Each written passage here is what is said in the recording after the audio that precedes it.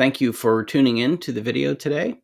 I'm Eric Larson, Principal of Transform IT, and today we're going to be talking about the FDA's FSMA 204 final rule. This will be an overview presentation of the rule and talk a little bit about some implementation thoughts and ideas. So let's dive in. So FDA's FSMA 204, the final rule. So FDA's goal of the FSMA 204 is to reduce the traceback and traceforward investigations. Currently, it's around 35 days. They want to reduce that to about 5 to 6 days by digitizing a lot of this information. The rule requires entities that harvest, cool, pack, transform, ship, and or receive food on the food traceability list to establish and maintain records at these critical tracking events, or CTEs, containing certain information key data elements, or KDEs, and link that information to a traceability lot code, TLC. So there's your acronym lesson for the day. So who's affected? Farms that sell less than $25,000 average for the last 3 years of produce are exempt from FSMA 204. FSMA 204 only applies to items on the food traceability list. However, I've seen many retailers, their buyers have required the same data across the board because it's quite an expensive and involved implementation for these retailers to comply with this FSMA rule. They're doing a lot more work now at the receiving end. And so they see the efficiencies in it and have decided to, many retailers have decided to do it across the board, across all their food products. Okay, the food traceability list. So the FDA has published a food traceability list. It's available on their website. I will put a link in the description area of the video. But for produce items, you've got fresh cucumbers, sprouts, herbs, tomatoes, leafy greens, tropical tree fruits, melons, fruits and vegetables, fresh cut, fresh peppers, ready-to-eat deli salads. And non-produce items, you've got cheeses other than hard cheeses, shell eggs, nut butters, finfish, crustaceans, mollusks, and bivalves. So there's 4 basic parts to the FSMA 204 requirements. So at each critical tracking event, packers, shippers, and receivers are required to capture and store certain KDEs. These KDEs, they need to share with all shipments of their FTL items. They also need to be able to provide FDA with an electronic sortable spreadsheet upon request. There's a 24-hour time period that FDA gives you to respond and produce the sortable spreadsheet. And then finally, the creation and maintenance of a written traceability plan for your organization. The FSMA compliance date. So originally, the FDA has set the January 20th, 2026 as the date for compliance for FSMA 204 rule. Which is still the case. However, they've extended the enforcement date by 30 months. And I think it's basically to allow the industry to be able to address the challenges that they've seen so far, as well as implement a proper solution and not just something in haste. So if you're involved in an FDA traceback investigation on or after the compliance date, you'll be required to submit an electronic sortable spreadsheet within 24 hours, unless you're exempt of the rule, of course. The spreadsheet must contain certain key data elements, or KDEs, at the following critical tracking events, CTEs. So it's harvest, pre-cooling, storage before initial packing, transformation, and receiving. So here's an example of the supply chain for cucumbers. So we've got here, starting at the left, we've got the farm, going all the way over to the right, the retail food establishment. So product obviously is grown at the farm. Harvester will harvest it and keep track of those KDEs. The cooler, um, then keeps track of those KDEs once the product is cooled. And then the initial packer is kind of where all the record keeping begins, along with the traceability lot code identification. So the initial packer will set the traceability lot code, which is whatever lot code they choose, and then indicate the source. So what facility created the traceability lot code. And then so they will have initial packing KDEs and include the cooling and harvesting information, and then the shipping KDEs once they ship it out to the next subsequent recipient of the product, which in this case is a produce processor. So they will send that information to the produce processor. Typically, we see right now it's EDI-AN communication, but also want to get those a lot of that information on the human readable manual documentation too as a backup. So the produce processor now has the product. They create receiving KDEs, which are basically a mirror of the shipping KDEs from the initial packer. If they are doing any sort of transformation to the product, repacking, or any sort of pack jobs, they need to make sure they record the transformation KDEs and assign a new traceability lot code source to the new finished product. And then when they're ready to ship it to the next step in the chain here, they need to send shipping KDEs to the distributor in this case, which then the distributor takes those shipping KDEs and creates a receiving KDE in his system. And that distributor holds on to the product. And then when it's ready to ship to the retail food establishment, that distributor will provide shipping KDEs to the retail food establishment, which will then track those receiving KDEs. And since typically, in this example, the retail food establishment isn't selling it B2B to another business, the process ends here. You don't have to obviously provide shipping KDEs to the end user or consumer.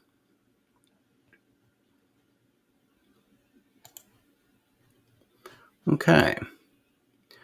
So I pulled this from the FDA website. It's all their key data elements required by critical transformation event. So first, we've got harvesting. So harvesting, you need to be able to provide the location of where it's going to, whether it be the cooler in the last example, the commodity, quantity and unit of measure, location description, and then for produce, the name of the field or other growing area from which the food was harvested, other information identifying the harvest location, at least as precisely as the field or growing area name. And then for seafood, also, the name of the container, pond, pool, tank, or cage from which the food was harvested. And it must correspond to the container name used by the aquaculture farmer. And then any other information identifying the harvest location, at least as precisely as the container name. The date of harvesting, the reference document type and document number. And then the harvester needs to provide this information to the initial packer, the business name, the phone number, and the harvesting KDEs. So cooling. Now this is prior to initial packing. The cooling needs to have the KDEs, the location description for the immediate subsequent recipient, which is going to be the initial packer, commodity, quantity, and unit of measure of the food, location description, date of cooling, and location description where the food was harvested. So again, you've got the location of where you cooled the food, and then the location of where the food was harvested. And then reference document type and document number.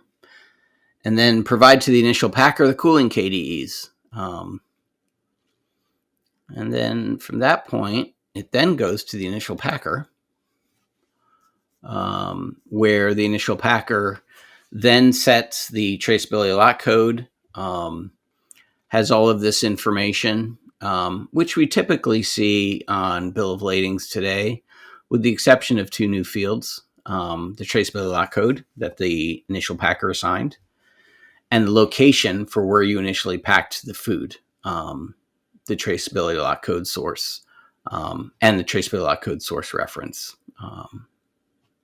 And we'll get into a little bit more of that later, specifically what that is. For sprouts, all the KDEs that you would see on the initial packing, plus the location description for the grower of the seeds, the location description for the seed conditioner or processor, the location description of the seed packing house, including any repackers. And in addition to these location descriptions, you want to have the date and any associated lot codes as well to that. Location description for the seed supplier, and same thing, any lot codes assigned by the supplier.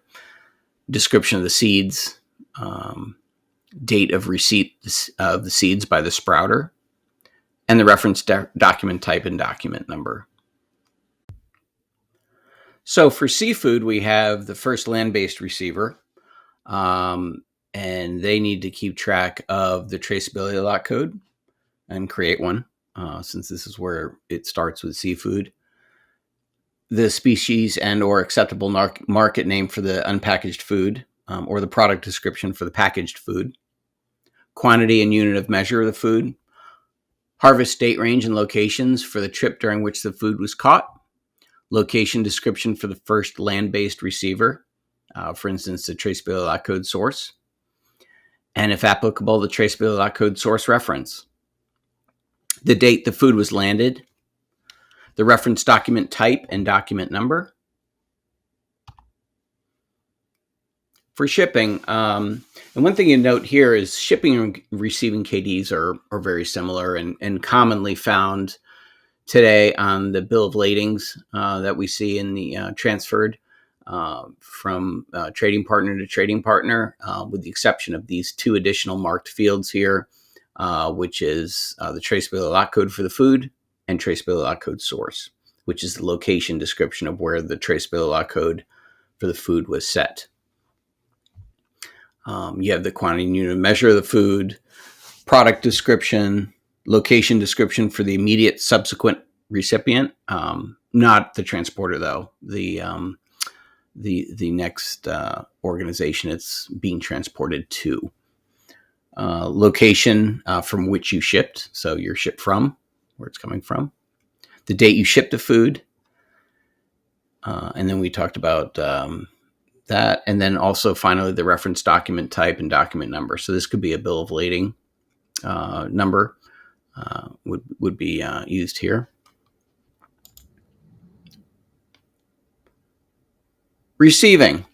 So the receiving KDEs, you've got the traceability lot code for the food, quantity and unit of measure for the food, product description, location description from the immediate previous source, so where it was shipped from, where the food was received, where it was shipped to, the date you received the food,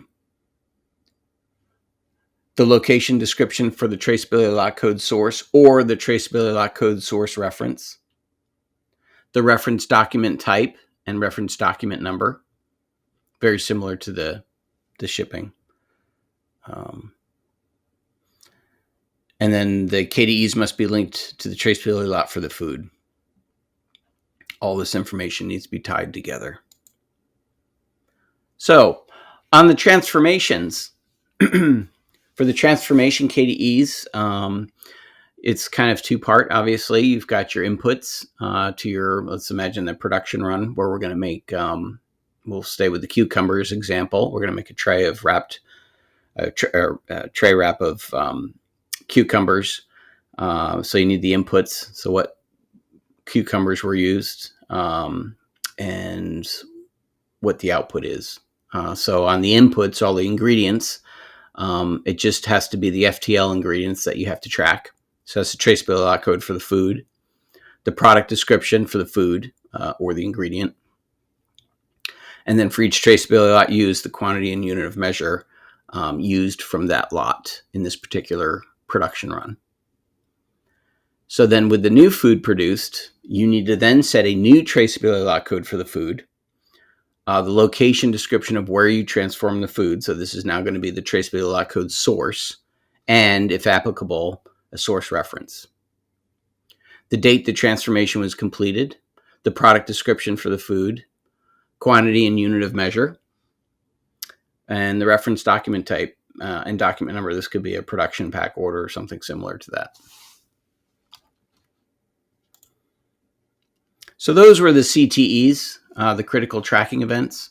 The other part here is the traceability plan. So on the traceability plan, you basically need, and we'll get into this a little bit in a future slide here, but you need to develop, it doesn't have to be a long plan, but you have to have a documented plan that you keep for 2 years. And you have to keep any of the previous versions of that plan, that the immediate previous version, for 2 years as well. So let's talk a little bit about traceability lot code. So at each critical tracking event, entities are required to link the traceability lot code, or TLC, to the product.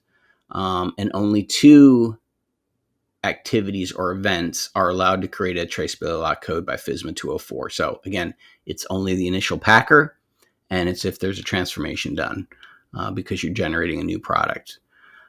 Anything with shipping and receiving, you don't create a TLC.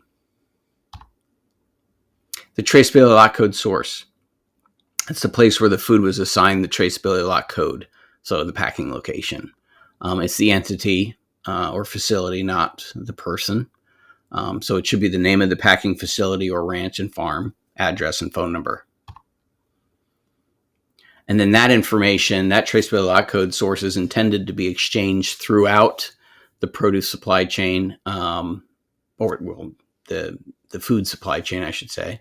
Currently, the most popular way that we see it is through EDI, through the Advanced Shipment Notification document, the 856 document. But also, there are software platforms out there that are based on EPCIS that can exchange information as well. But what we're seeing today most commonly is the 856 EDI, Advanced Shipment Notification document. This is an interesting slide. So on this slide, kind of shows you what the FDA has to go through to conduct an investigation. And you can see it's not that simple. There's a lot of touch points. And this is basically the reason why it takes them over a month to conduct an investigation right now. There's just a lot of entities involved, a lot of nodes in the chain, and not a lot of digitized information. In fact, sometimes hard copies. So it's very time consuming and very inefficient currently as it stands. So FDA is hoping that with FSMA 204, they're looking to reduce that investigation time dramatically. So let's talk a little bit about the traceability plan. So in your traceability plan, you need to describe how your company identifies items covered by the rule. Include details of who's collecting and storing the required information for the FTL items handled at your company. Identify who will create the sortable spreadsheet. Describe how you will keep the specific location of the field packed product, which is the TLC source. That could be a GLN number or DUNS number. Identify who will create the electronic sortable spreadsheet and which systems will be used to create that spreadsheet. What document types and identifiers are used, and where the data and documents are stored. So that's an overview of the rule. So now the implementation of the rule. So here's some thoughts and ideas as you implement and continue on your path to FSMA 204 compliance. So where do you get started? I recommend you get started by manually creating an electronic sortable spreadsheet. So you want to format a spreadsheet, maybe with a couple tabs at the bottom for each critical transformation event. So you may have your first worksheet tab would be receiving, then maybe transformation, and then shipping. And then you can create another tab that maybe has your traceability plan components that you can start taking some notes on that. And then the exercise is kind of like a trace back and trace forward. So on the receiving tab, you want to record all the CTEs across all the columns for every transaction you want to record as a sample. And then on the transformation tab, you want to use all the inputs that are needed to create the output. And then on the shipping tab, all the shipping related KDEs. So if you do that for a few different examples of products in your organization, a sample shipment or receipt, that'll shed a lot of light onto where you're at today with your FSMA 204 compliance. And keep in mind that, today, most companies can generate this information and give it to the FDA, and they have been for years, I guess since the 2002 Bioterrorism Act, but it's the 24-hour time period that FDA is requiring this to be done. And you're passing the TLC through the produce supply chain or the fresh food supply chain. So there's a couple more elements involved here, and that makes it difficult by today's processes to produce that for many in a 24-hour time period. Electronic sortable spreadsheet. So we'll talk a little bit about this. So if the FDA approaches you about an investigation, as I mentioned, they're going to ask you for a sortable spreadsheet. You're going to need to upload it to their system within 24 hours. And you need to make sure you provide the appropriate KDEs by CTE. So the initial packers will include KDEs for the harvest, the cooling before the initial packing, the storage before the initial packing, and then also the initial packing. Processors, wholesalers, distributors, and retailers will have to include KDEs for when they receive product, any transformations, and shipping. So for case and pallet labeling, there's no specific requirements set by the FDA on how the case and pallet label should be designed, nor even if there should be a case or pallet label on the item. However, you've got to, in my opinion, have case and labeling or labels for cases and pallets in order to make this work. And also the retailers will be requiring it as well. So anyway, I've put together a few slides to illustrate some possible layouts you can use for both case and pallet labels. And these layouts have been derived from formats used by the GS1 organization as well as the PTI case label format. So here's an example for produce, and this follows the PTI case label format. So there's a link here, which I'll include in the description here, to the Produce Traceability Initiative site, where you can have all the specifications of this label handy. So as it stands right now, this label will cover 90 to 95% of all the requirements. So you'd be using the PTI harmonized case label. But you would just want to make sure that you've got the traceability lot code clearly identified on there and the traceability lot code source. So here's a different spin on a case label with a 2D code, which you can use in food, whether it be produce or other products. So you've got your GS1 128 label at the top here, the commodity, lot number, the pack, where it was grown, the grower. This has the GS1 data matrix code in it, pack date. So you've got here your application identifier. So 01 is that application identifier is the GTIN number. So you get your GTIN number here. 13 is the pack date. And 10 is your lot number. So that's your traceability lot code. So it could be the pack date for produce or best by date for any other grocery items. And the order selector in the operation could read the last 4 digits of the lot code, the AI application identifier 10, which is would be 7123, or reads the entire lot code when they're selecting product to load for a customer. And here we have a sample pallet label. This is basically, I would say, the bare minimum. And basically what this is a SSCC code, serialized shipping container code. So that's a formatted code which has the application identifier of 00. It includes the GS1 company prefix, the serialized pallet ID, and a check digit. So then upon receipt, somebody would scan this SSCC code, and if they received the EDI ASN communication, it should have the linkage to that pallet that's included on that EDI document, and then you should be able to get from that, derive all the items that were loaded on that pallet, TLC codes, product information, etc. And this is a popular format pallet label used today and required by many retailers. It's the PTI hybrid pallet label. This one's the 4x6 version of it. So you've got your, like we saw on the last screen, the SSCC code here. But in addition, we've got GS1 128 barcodes for each different item that's loaded on the pallet. So you've got 02, which is the GTIN code, 10 is the traceability lot code, and 37 is the item count. And that's another way that it can be done. And you'll find, I think, that most retailers are requiring this sort of layout.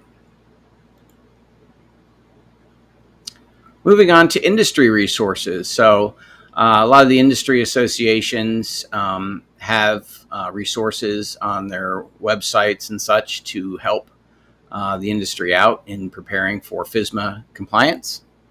To start with, the IFPA has some great resources out there, so I'll put the link in the description for the video below you can click on.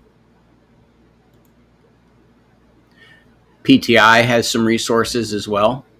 They have their FSMA 204 implementation guidance, the TLC source and reference guide, best practice for formatting case labels using the EDI 856 ASN, FSMA 204 sortable spreadsheets, or ESS, electronic sortable spreadsheets, and then using GS1 standards to support FSMA 204, and then also GLN, or global location number guidance, to support FSMA 204. So here's a link to that. And then a TLC for the source reference. You can also use the FDA facility registration number, a URL where the FDA can enter the GTIN and lot. So it might be a web page at your organization that prompts the user to enter in a GTIN and lot combination to get the additional information needed, or using the GLN, which is specific to the packing location. So let's talk a little bit more about the traceability plan for a packer. So you want to basically describe how your company will receive and store the harvest, pre-cooling, and storage before packing data, who harvested, when it was harvested, what was harvested, how much was harvested, when it was pre-cooled, where it was pre-cooled, contact information, how much was stored, and contact information of the storage location. And then traceability plan for the initial packers, describing how your company will share the shipping KDEs with all the shipments of the FTL items, which systems will be used, what document types and identifiers will be used, and where the data and documents are stored. And that's basically it. So thank you so much for your time today. I appreciate it. I hope you found that this was helpful. It's really not that difficult of a rule to understand. It's just getting it implemented is the is the challenge for many. So keep in mind that I am here to help you through this process and even through your implementation if needed. So I do have another video on my website that talks about the implementation and readiness services that I provide. But please reach out to me if you have any questions at all. I'd be happy to help you out. And looking forward to enhancing our produce supply chain moving forward. So thanks, everyone. I appreciate you watching and have a great day. Bye-bye.